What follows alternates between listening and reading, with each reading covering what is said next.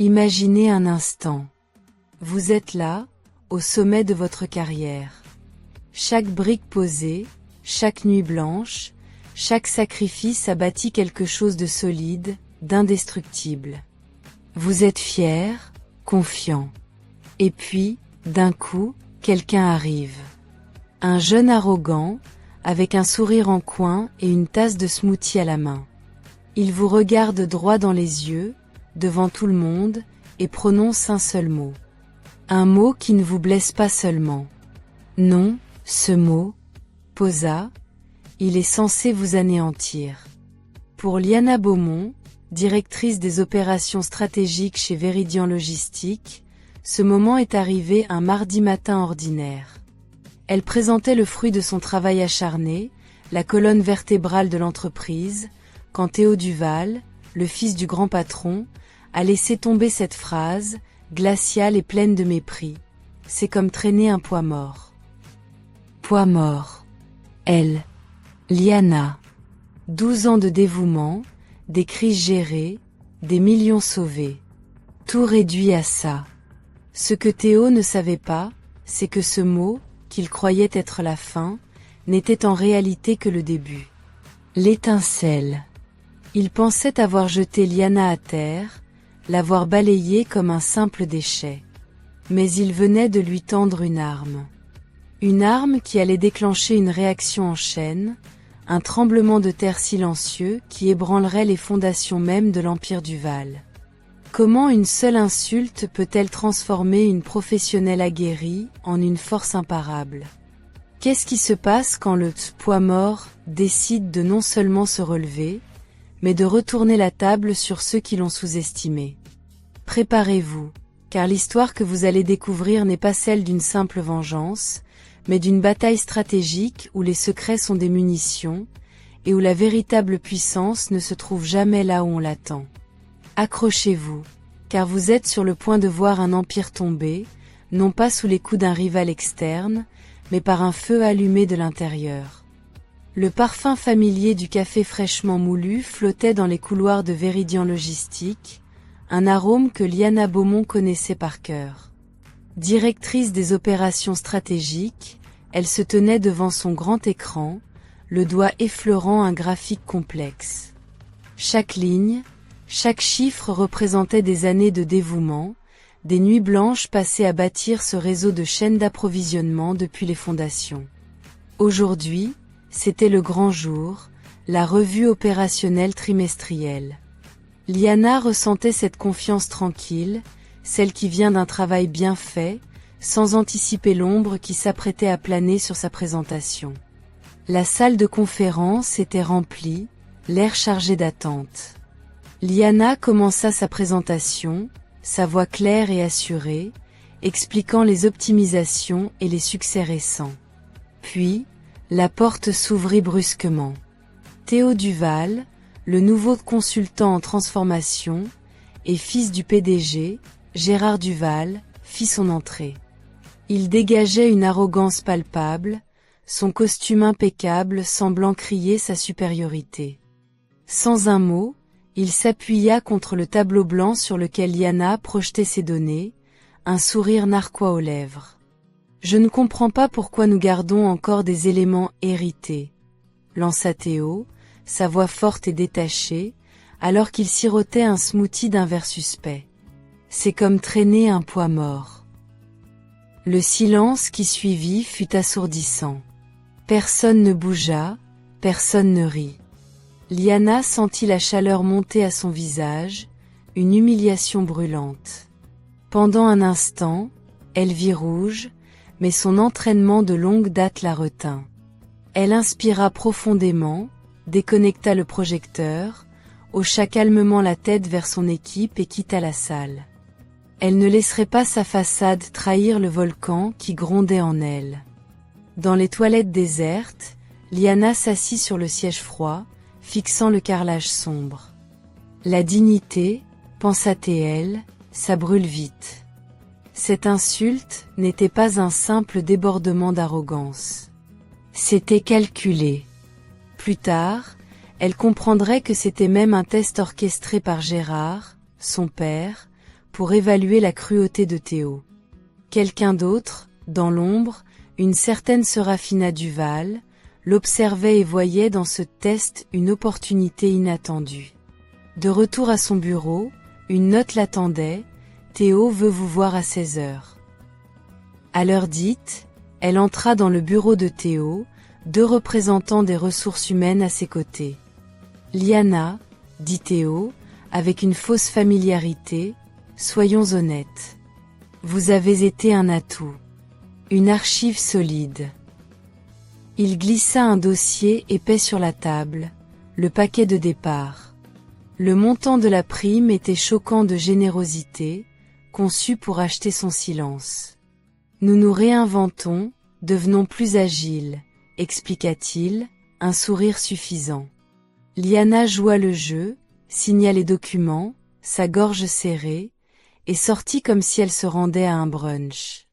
Mais chez elle, loin des regards, Liana ouvrit un autre dossier, caché depuis des mois. C'était le dossier d'acquisition confidentielle de Nexus Fournisseurs, le cœur de la chaîne d'approvisionnement de Veridian. Elle était en pourparlers discrets avec Jules Rive, le fondateur de Nexus. La provocation de Théo n'avait fait qu'accélérer un plan déjà en marche. Une partie des fonds proviendrait d'un prêt de confiance de sa défunte sœur, un héritage qu'elle avait juré de ne jamais toucher. Mais le sang avait coulé, et il avait le goût amer d'un smoothie à la pistache. Liana ne perdit pas une seconde. La nuit suivant l'humiliation, elle ne dormit pas, l'adrénaline et la planification tourbillonnant dans sa tête. Elle regarda le soleil poindre à travers les stores, ses pensées s'attardant sur les chiffres, les marges, les projections. La généreuse indemnité que Théo pensait être son bâillon venait de devenir son arme. C'était comme si son bourreau lui avait tendu l'épée, sans réaliser que Liana tenait encore les munitions. À 8h04 ce lundi matin, Liana pénétra dans un bâtiment de bureau quelconque, 2 heures au sud de la ville. Pas de logo voyant, pas de réceptionniste, juste une porte à clavier et une ampoule fluorescente qui bourdonnait comme si elle était en agonie. Jules Rive, le fondateur de Nexus Fournisseurs, l'attendait dans ce qui passait pour une salle de pause, un espace avec une machine à café fatiguée et un distributeur automatique bancal. Jules, l'air d'un vieux loup de mer fatigué, sirotait un café brûlé dans un gobelet en polystyrène. « Vous êtes sûr de vouloir ce mal de tête ?» demanda-t-il, ses yeux fatigués parcourant Liana. « Vous savez, une fois que vous achetez, vous héritez de tous les démons qui hantent cet endroit depuis 1997. » Liana sourit, un sourire fin et déterminé. « Je suis une femme de logistique, Jules. J'ai déjà dansé avec le diable.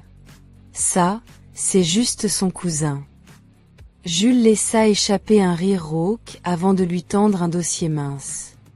51%. Tout à vous, en attente de confirmation de virement. Liana transféra les fonds depuis 3 comptes. Son indemnité de départ, une liquidation discrète d'un ancien investissement qu'elle avait fait lorsque le Bitcoin n'était qu'un sujet de conversation lors de soirées, et le 3e, un prêt d'un fantôme, le fonds de confiance de sa défunte sœur. Elle avait juré de ne jamais y toucher, à moins que du sang ne soit dans l'eau.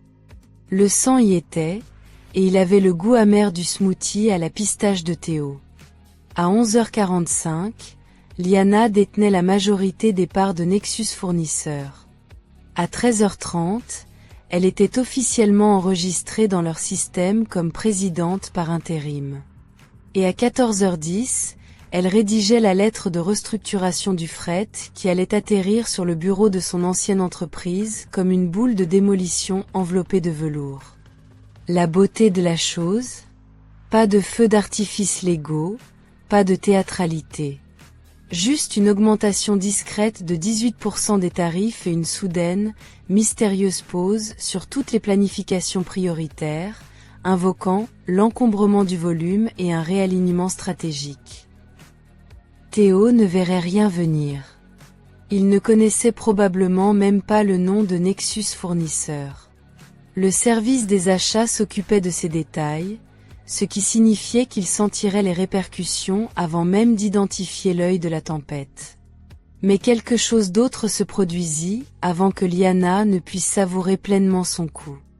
À 15h26, son téléphone vibra.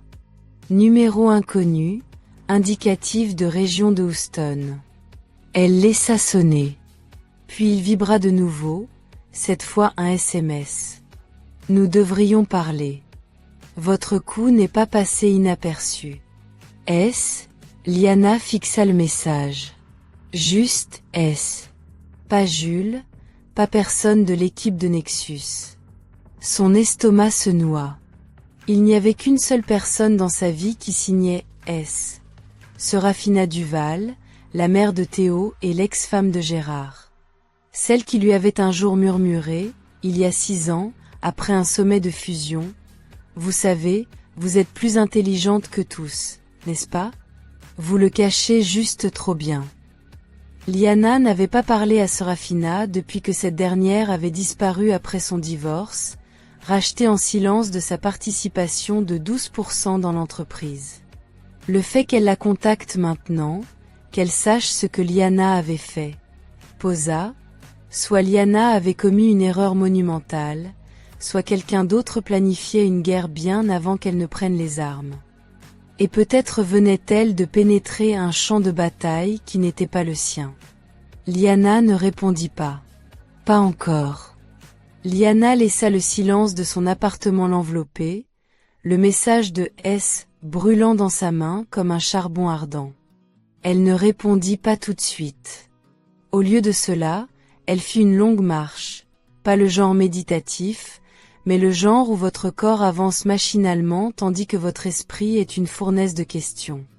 Pourquoi maintenant? Pourquoi elle? Comment Serafina savait-elle? Seules 5 personnes chez Nexus connaissaient son rachat, et aucune n'avait de raison de divulguer l'information. Liana n'avait même pas encore signé les dépôts publics. Soit Serafina avait un informateur interne, soit elle était l'informateur. Autrefois, Serafina Duval était plus crainte que son mari, Gérard, et 2 fois plus respectée. Elle avait bâti la marque Veridian, dirigeant le marketing comme une véritable stratège, mais avec l'élégance d'une femme d'affaires impitoyable. Les employés l'appelaient la guillotine de velours, car si elle voulait vous éliminer, vous ne sentiriez même pas la coupure avant que votre email ne vous revienne. Puis elle avait disparu.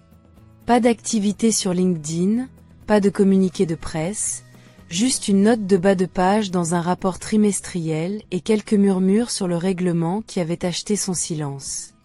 Jusqu'à maintenant. À 17h12, Liana céda. Elle envoya une réponse concise. Que voulez-vous? Les points apparurent, disparurent, puis réapparurent, signalant qu'elle tapait.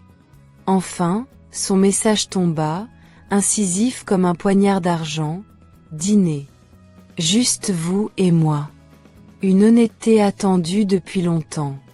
Demain, le sommet, 7 heures précises. Vous voudrez entendre ça. Le sommet n'était pas un simple restaurant, c'était le restaurant. L'endroit où le pouvoir dînait avec les secrets, et où personne ne demandait la carte des vins parce que le sommelier connaissait déjà vos préférences et vos faiblesses. Elle avait réservé un mardi, ce n'était pas une réunion, c'était un mouvement. Et Liana y avait joué directement. Le lendemain soir, à 19h03, Serafina était déjà assise, faisant tournoyer quelque chose de rouge et d'excessivement cher dans un verre de la taille d'un calice. Elle semblait intouchée par le temps, comme si elle avait passé un accord avec le diable puis avait négocié son second divorce. Liana se glissa sur la banquette en face d'elle. Serafina ne parla pas, se contentant de faire glisser une petite enveloppe sur la table. Ni mots, ni préambule. À l'intérieur se trouvaient 3 photos. Une de Théo serrant la main de Jules Rive. La deuxième, un scan d'un accord de transfert d'actions daté de 2 semaines avant le rachat de Liana. Et la troisième, une chaîne de mails entre Théo et quelqu'un nommé Martin Dubois, le directeur financier de Nexus, discutant d'une acquisition partielle pour une intégration verticale. Liana sentit le sang quitter ses bras. Il a essayé de vous devancer, dit enfin Serafina, sa voix comme de la cendre sur du velours. Mais il est trop arrogant pour vérifier qui détenait les actions clés. C'est pourquoi votre timing était crucial. Vous n'avez pas seulement acheté 51% de Nexus, vous avez bloqué son plan de consolidation. Liana cligna des yeux, la bouche sèche. Il voulait acquérir Nexus pour l'entreprise de votre ex-mari. Serafina hocha la tête. Le petit plan de transformation de Théo. Il ne s'agit pas de minceur. Il s'agit de levier. Il voulait le contrôle de la chaîne d'approvisionnement pour la vider, gonfler sa valeur et encaisser dans 2 ans avec un parachute doré. Elle marqua une pause. Vous avez ruiné ça. Liana se pencha en arrière. Alors, qu'est-ce que c'est? Vous vous vantez? Serafina sourit, pas gentiment. C'est une offre. Liana haussa un sourcil. Vous gardez Nexus, mais je veux entrer. 5% silencieux. Vous faites les démarches, je vous fournis des informations, et dans 6 mois, il sera à la merci des ficelles qu'il croit avoir tissées lui-même. Liana laissa échapper un rire amer. Pourquoi vous ferais-je confiance? Les yeux de Serafina s'endurcirent. Parce que je déteste mon fils plus que vous ne le faites.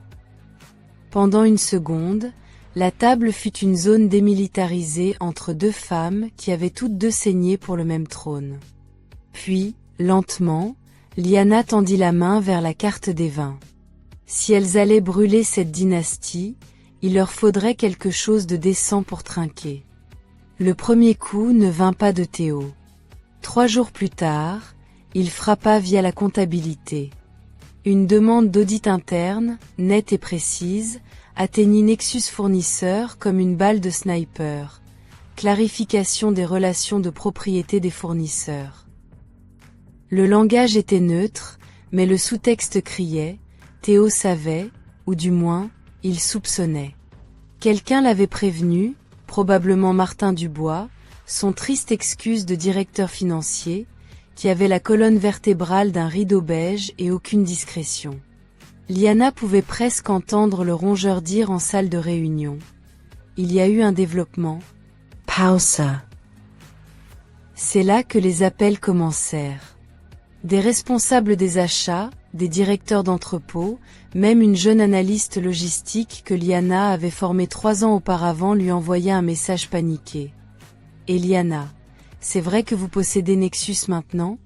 J'ai entendu dire par David aux opérations que vous retiriez du fret de Veridian Corporation, dites-moi que vous n'allez pas couler notre service. C'est ainsi que Liana réalisa que l'arme la plus puissante de Théo n'était ni l'argent ni la position, mais la peur. La peur dans les rangs, la peur dans les murmures, la peur que s'il se rangeait du mauvais côté, il serait purgé par le Dieu qui sortirait vainqueur.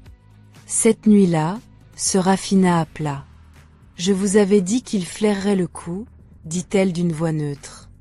Il n'est pas intelligent, mais il est paranoïaque, et cela le rend dangereux. Liana faisait les 100 pas dans son appartement, pieds nus, le verre de vin intact, les fenêtres grandes ouvertes sur la tempête qui arrivait. Alors, qu'est-ce qu'on fait? Demanda-t-elle.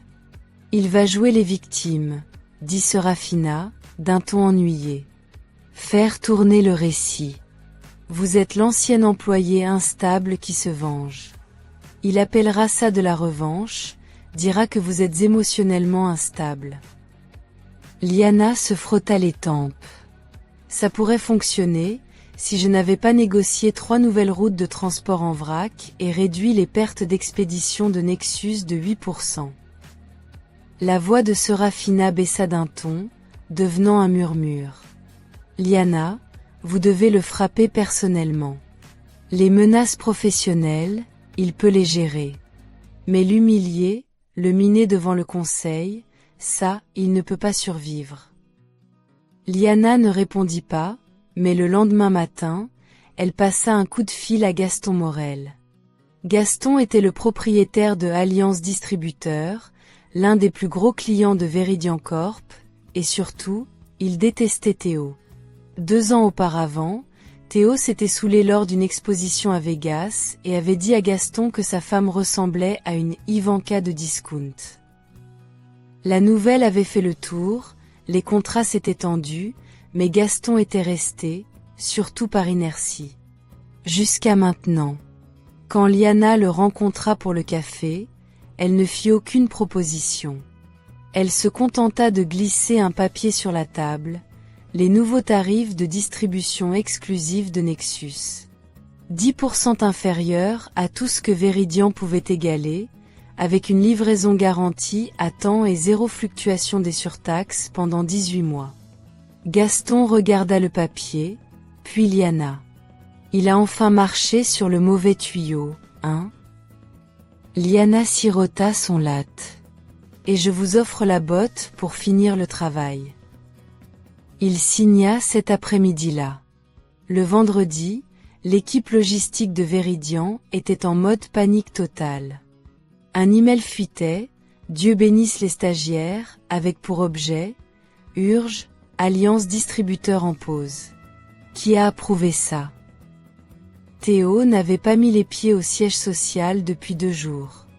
Les rumeurs disaient qu'il travaillait à distance, traduction. Il suait à grosses gouttes dans son loft hors de prix, blâmant probablement tout le monde sauf lui-même.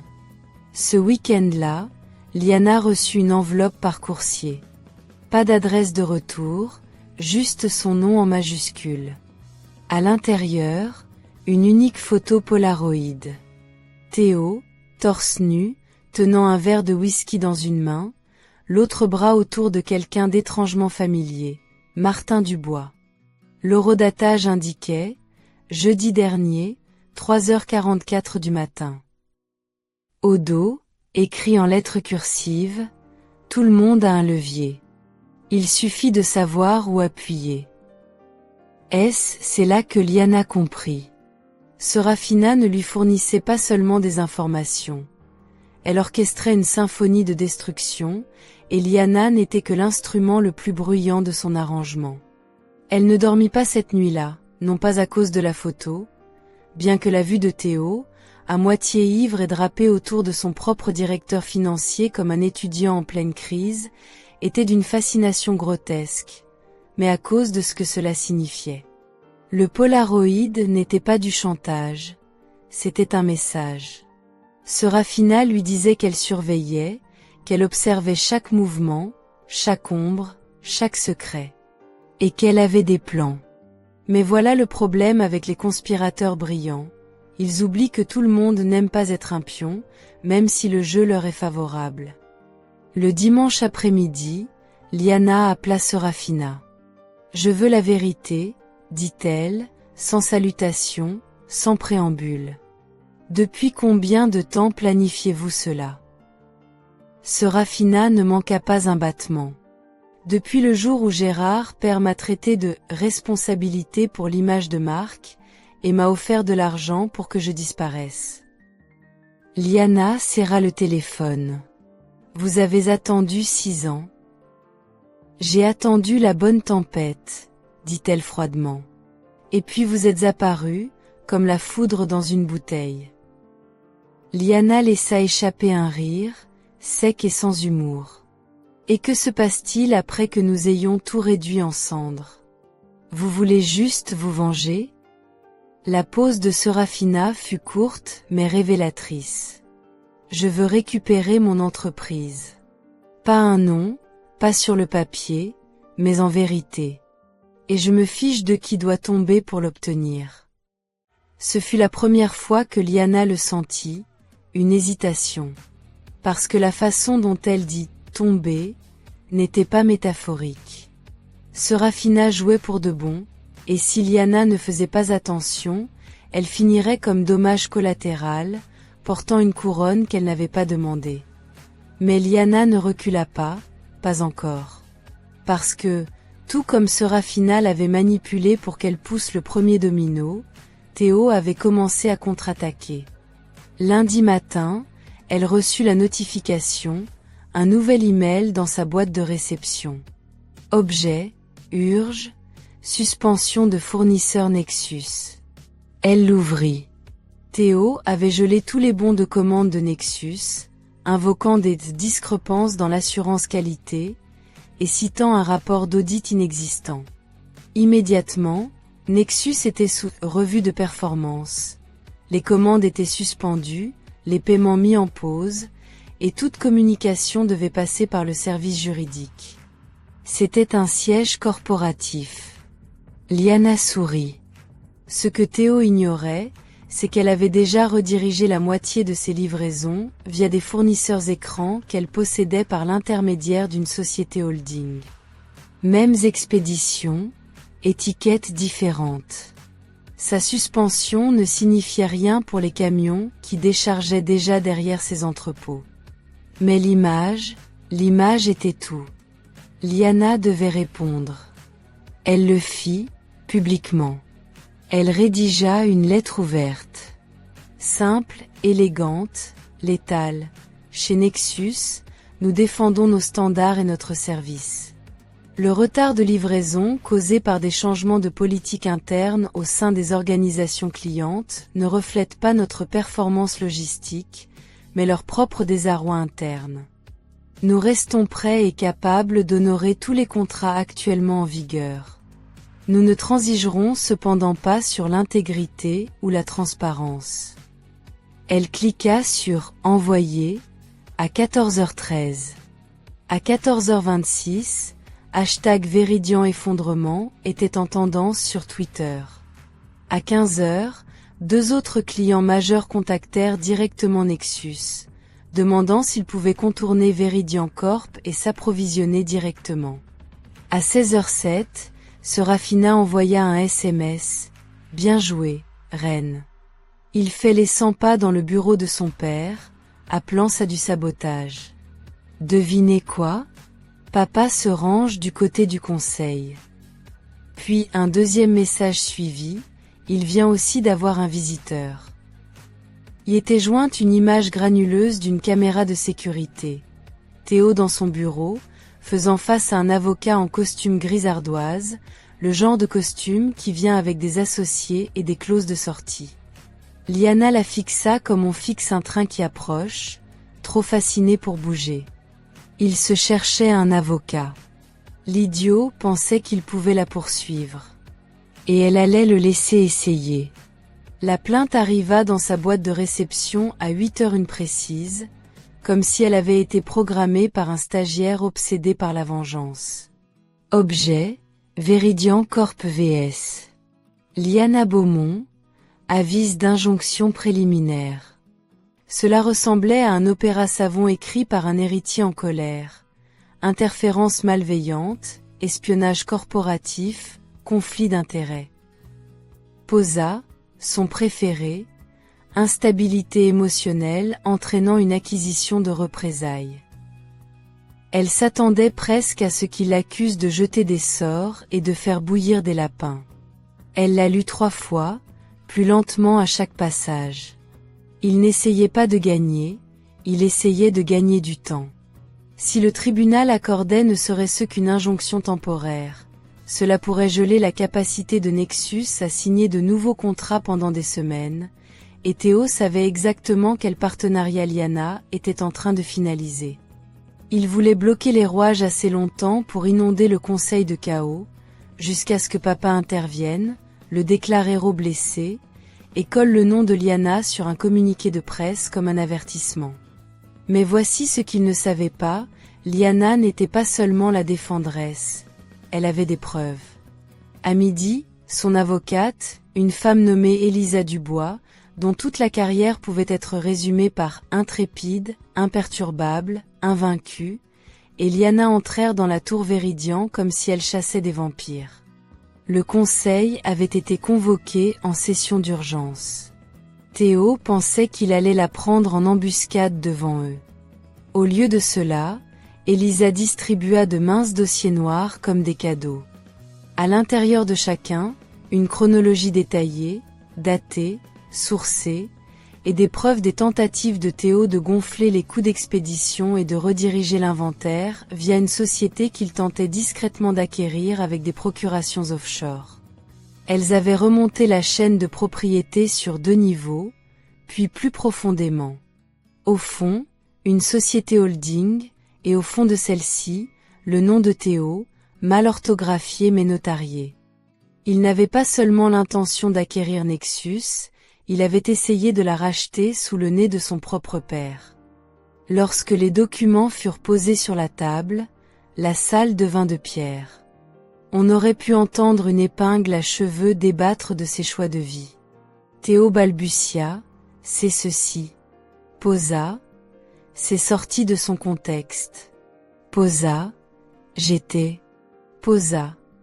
Vous fraudiez votre propre entreprise, dit Elisa, la voix nette comme une guillotine. Et la femme que vous avez essayé d'enterrer vous a devancé dans la tombe et a commencé à louer la terre. Il devint rouge, un tomate complet, la gorge palpitant comme un poisson hameçonné. Mais elle, Posa, elle a orchestré ça. Elle a racheté Nexus pour nous saboter. Liana Savanka. Correction, j'ai racheté Nexus pour vous survivre. Vous avez fait du sabotage quand vous avez essayé de démanteler ma carrière et de la découper en morceaux. Vous avez commencé cette guerre en pensant que je mourrais en silence, et maintenant nous voilà. Le conseil ne dit rien, mais leurs yeux disaient tout. Puis vint le moment qui dit à Liana qu'elle avait gagné la pièce. Son père, Gérard Duval, se pencha enfin, retira ses lunettes et dit « Théo, mon fils, sors. Maintenant. » Théo lança des regards assassins à Liana en partant, mais son visage s'était déjà fissuré. L'enfant gâté derrière le titre avait fait surface. Puis Gérard se tourna vers Liana. « Vous avez planifié cela ?» « Non, » dit Liana calmement. « Il l'a fait. J'avais juste une meilleure visée. » Un long silence. Puis il demanda, que faudrait-il pour que cela disparaisse? C'est alors que Liana le vit, non pas le regret, non pas le choc, mais la peur. Il savait que ce n'était pas juste un désastre de relations publiques, c'était criminel. Des poursuites d'actionnaires, des enquêtes réglementaires, un examen par la SEC, et si Liana le voulait, elle pouvait les réduire en cendres. Liana se pencha. Je ne veux pas d'argent. Je ne veux pas de marché secret. Je veux une séparation claire, une dissolution complète des liens de Véridian avec Nexus, déclarée publiquement. Et Théo, je veux sa démission sur papier. La mâchoire de Gérard se serra. Vous ne me laissez pas beaucoup de marge. Non, dit Liana, mais je vous laisse une entreprise. Il hocha la tête une fois, puis lui tendit un stylo. La déclaration fut diffusée 36 heures plus tard. À compter de ce jour, Théo Duval a démissionné de son rôle chez Véridian Corporation pour poursuivre de nouvelles opportunités. Le conseil le remercie pour ses contributions pendant une période de transition. Langage corporatif classique, aucune mention de poursuite, aucune mention de Nexus, et certainement aucune mention du fait que Théo avait quitté le bâtiment escorté par la sécurité, hurlant dans une oreillette Bluetooth comme un candidat de télé-réalité au bord de la crise. Le conseil avait fait sa part. Il avait avalé la pilule. En échange, Liana avait signé la renonciation qui mettait fin à la poursuite, scellée, mutuelle, stérilisée. Mais quelque chose n'allait pas. Cela aurait dû ressembler à une victoire. Elle aurait dû sabrer le champagne avec Serafina et regarder les articles LinkedIn défiler. Dirigeante démantèle le népotisme, un contrat de fret à la fois. Au lieu de cela, Elle était assise dans sa voiture devant le palais de justice, fixant le tableau de bord comme s'il lui devait des réponses. Parce que quelque chose ne collait toujours pas. Théo était un narcissique gâté, oui, un clown en mocassin, absolument. Mais pas aussi négligent. Pas le genre d'homme qui laisse des traces notariées et des procurations emmêlées. À moins que... Posa, à moins que quelqu'un ne l'ait voulu. À moins que quelqu'un n'ait aiguisé la lame pour lui. Son téléphone vibra. Numéro inconnu encore. Cette fois, un message vocal. La voix de Serafina, mais basse, presque confidentielle. Si vous entendez ceci, cela signifie que je suis probablement injoignable. J'ai fait ce que je devais faire, Liana. Cette entreprise était la mienne avant que Gérard ne l'épouse. J'avais besoin d'un bouc émissaire, et Théo était né pour jouer ce rôle. Mais ne soyez pas si choqués. Vous avez obtenu ce que vous vouliez. Maintenant, prenez-le et partez. Liana se figea. La température dans la voiture chuta de 10 degrés. Elle l'avait utilisé. Chaque mouvement, chaque fuite, chaque murmure dans la salle de réunion. Serafina ne voulait pas seulement se venger, elle voulait une résurrection. Et elle l'avait bâtie sur un chemin fait de son propre fils. Et Liana, elle était l'allumette. Liana se rendit à pied au sommet, ce lieu d'élégance discrète où les jeux de pouvoir se jouaient à huis clos. Il était encore tôt, l'établissement fermé au public. Une discrète enveloppe était scotchée à la porte vitrée. À l'intérieur, une seule feuille, signée et notariée. Un transfert de propriété de 12% de Nexus Holdings, de Serafina à Liana. Liana fixa le document, son cœur battant la chamade.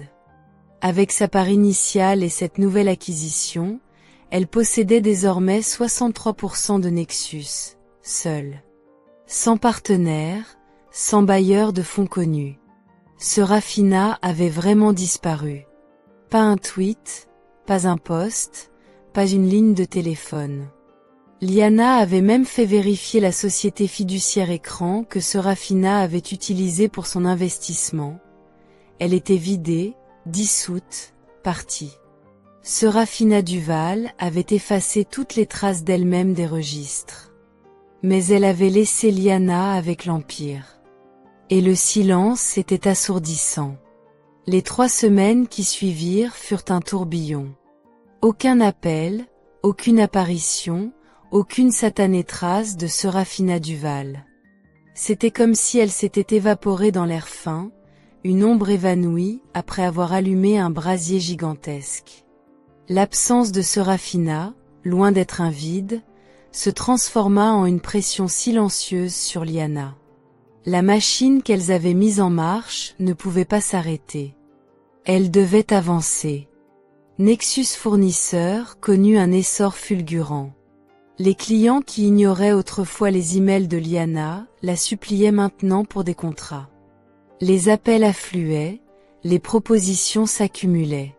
La réputation de Véridian était en lambeaux, et l'industrie se tournait vers la nouvelle puissance montante, celle qui avait défié le géant et gagné. Liana renégocia les corridors d'expédition, coupant des marges agressives tout en garantissant une efficacité inégalée. Elle investit massivement dans l'automatisation de la moitié du système de routage, réduisant les erreurs et augmentant la vitesse de livraison.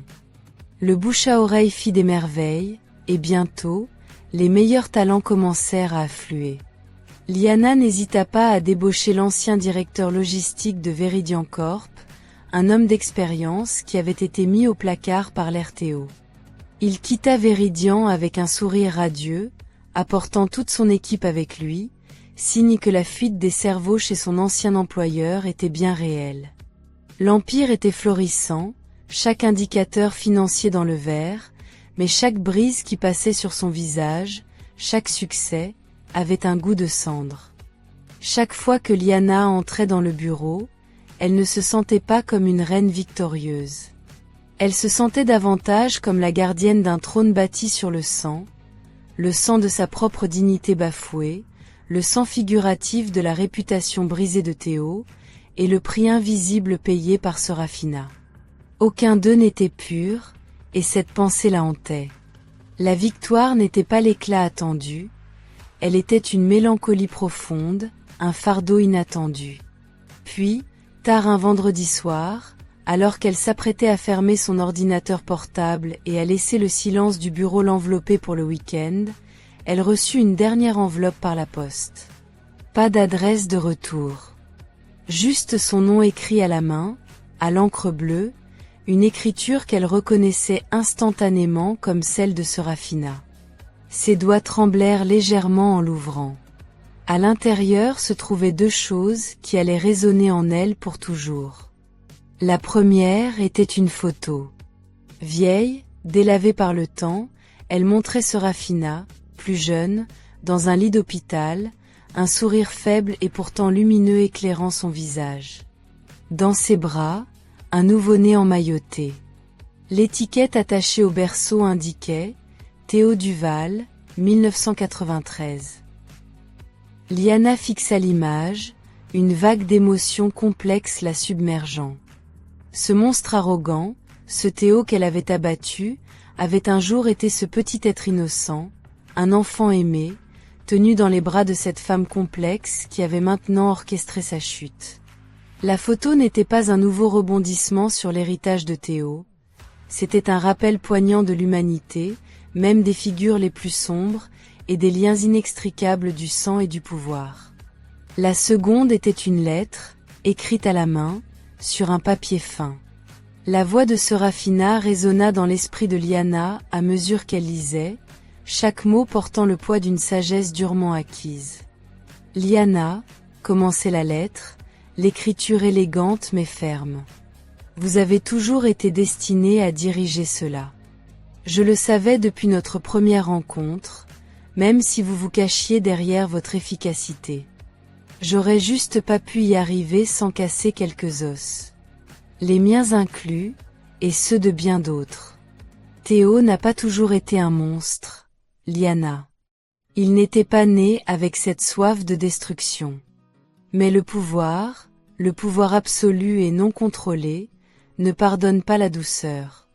Il corrompt, il déforme, il pousse à des actes que l'on n'aurait jamais cru possibles. Gérard, son père, l'a façonné à son image, une image que j'ai fini par mépriser. J'ai fait ce que je devais faire. La Véridian, telle qu'elle était devenue sous Gérard et Théo, était un vaisseau pourri jusqu'à la quille, un danger pour quiconque s'y associait, et pour l'économie tout entière, avec les opérations que vous avez découvertes. J'ai vu ce qu'ils étaient capables de faire, ce qu'ils ont fait à votre sœur, même si vous ne le savez peut-être pas encore entièrement. Votre sœur était une âme courageuse, Liana. Elle a vu ce qu'il se passait.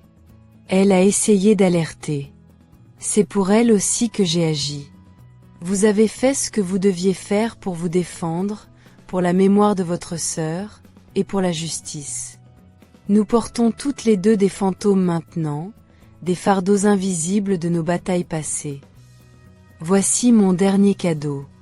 Pas un empire, Liana, mais une liberté. Plus de liens avec moi. Plus d'ombre de mon passé planant sur vous. Vous dirigez maintenant. Et voici ma seule requête, mon seul avertissement, ne devenez pas moi, d'accord ? Ne laissez pas la soif de justice ou la nécessité du pouvoir vous transformer en ce que vous combattez. Construisez. Nettoyez. Mais n'oubliez jamais l'humain derrière le titre, la dignité derrière les chiffres. Laissez cette entreprise être un phare, pas une forteresse. Liana resta assise dans son fauteuil de bureau jusqu'au lever du soleil, la photo et la lettre serrées dans sa main, comme si elles avaient un battement de cœur propre.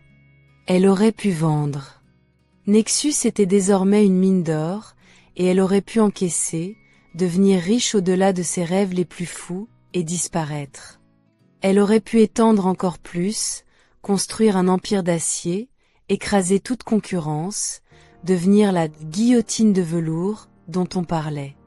Mais elle ne le fit pas. La lettre de Sérafina avait planté une nouvelle graine en elle, une graine de responsabilité et de perspective. La victoire n'était pas la fin du chemin, mais le début d'une nouvelle construction. Lundi matin, elle entra seule dans la salle du conseil, la salle qui lui appartenait désormais. Pas d'avocat tapageur, pas d'allié bruyant. Juste elle et le silence prégnant que Sérafina avait laissé derrière elle. Elle sortit le rapport trimestriel, ses chiffres éclatants de succès. Elle regarda chaque dirigeant dans les yeux, son regard rencontrant le leur, pas avec défiance, mais avec une clarté nouvelle. Puis elle prononça les seuls mots qui comptaient, les mots qui allaient définir la nouvelle ère de Nexus Fournisseur.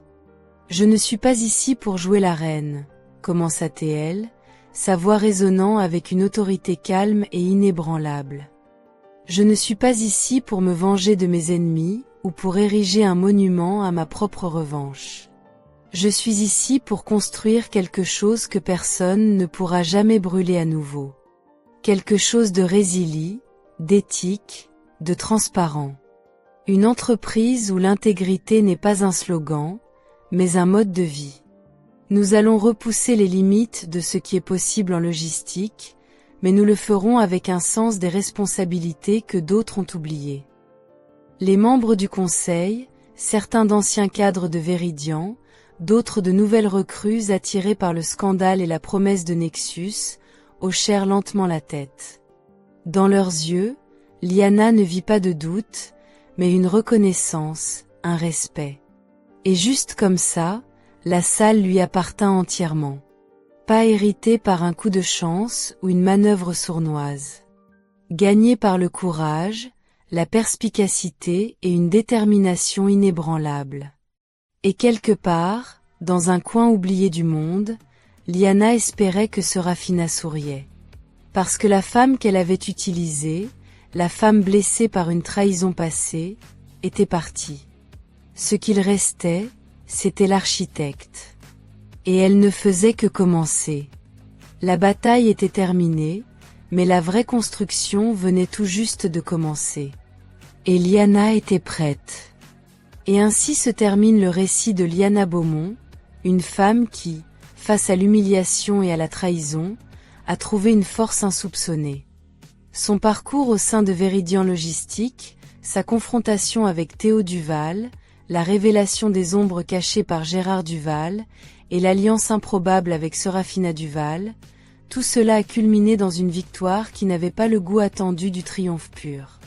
C'était une victoire teintée de mélancolie, chargée de la sagesse acquise au prix fort. Liana, cette architecte discrète, est devenue la bâtisseuse d'un empire nouveau, Nexus Fournisseur, non pas par soif de vengeance, mais par une profonde conviction en l'intégrité et la transparence. Alors que les derniers mots de notre histoire résonnent, une question s'impose. Qu'avons-nous appris de Liana ? Sa résilience face à l'adversité nous enseigne que même lorsque le sol se dérobe sous nos pieds, la capacité de se relever est innée. Elle a transformé une insulte en un catalyseur, une humiliation publique en le point de départ d'une révolution personnelle et professionnelle. C'est une leçon puissante sur la force intérieure. Le véritable pouvoir ne réside pas dans le fait de ne jamais tomber, mais de toujours se relever, plus fort et plus déterminé. L'histoire de Liana met également en lumière l'importance cruciale de l'éthique et de l'intégrité dans un monde souvent dominé par la soif de pouvoir et le gain rapide. Elle aurait pu choisir de devenir aussi impitoyable que ses adversaires, d'utiliser les mêmes tactiques obscures. Mais elle a choisi une autre voie, celle de la transparence et de la construction durable. C'est un rappel que, même dans les environnements les plus compétitifs, il est possible de bâtir un succès fondé sur des valeurs solides, un succès qui résiste à l'épreuve du temps et des scandales. La confiance, une fois brisée, est difficile à reconstruire, et Liana a prouvé que la dignité et l'honnêteté sont des devises inestimables. Nous avons aussi été témoins de la complexité des relations humaines et des dynamiques de pouvoir. L'alliance entre Lyanna et Seraphina, si pragmatique et si tendue, révèle comment des objectifs différents peuvent converger pour un bien commun, même si les chemins sont semés d'embûches morales. Cela nous invite à réfléchir sur les motivations profondes des autres, à ne pas juger hâtivement et à comprendre que chacun porte son propre fardeau, ses propres secrets et ses propres raisons d'agir. Seraphina, avec ses failles et ses blessures, a offert à Lyanna non seulement une opportunité, mais aussi un avertissement, une sagesse transmise à travers la douleur. « Ne deviens pas moi », lui a-t-elle murmuré, une leçon sur les dangers de laisser la vengeance dévorer l'âme. Le parcours de Lyanna est un miroir pour chacun d'entre nous. Combien de fois avons-nous été rabaissés, sous-estimés, ou même trahis? L'histoire de Lyanna nous pousse à nous demander, comment réagirions-nous? Nous montre-t-elle que le poids mort peut en réalité être le point de pivot, l'étincelle qui allume une transformation radicale? Elle nous invite à croire en notre propre valeur, même quand le monde essaie de nous convaincre du contraire. C'est un plaidoyer pour l'autonomisation, pour la reconnaissance de notre propre potentiel, et pour la capacité à écrire notre propre destin, même lorsque les scénarios préécrits par d'autres semblent inévitables. Et vous, chers spectateurs, qu'avez-vous ressenti en suivant Lyanna dans cette aventure? Avez-vous vibré avec elle lors de ses victoires silencieuses? Avez-vous ressenti la morsure de l'injustice, ou l'espoir de la rédemption? Partagez vos réflexions dans les commentaires, nous serions ravis de lire ce que cette histoire a évoqué en vous. Chaque parcours est unique, mais les leçons de courage, de persévérance et de fidélité à soi-même sont universelles. Si cette histoire vous a touché, si elle vous a inspiré, n'hésitez pas à nous le faire savoir. Votre soutien est la plus belle des récompenses.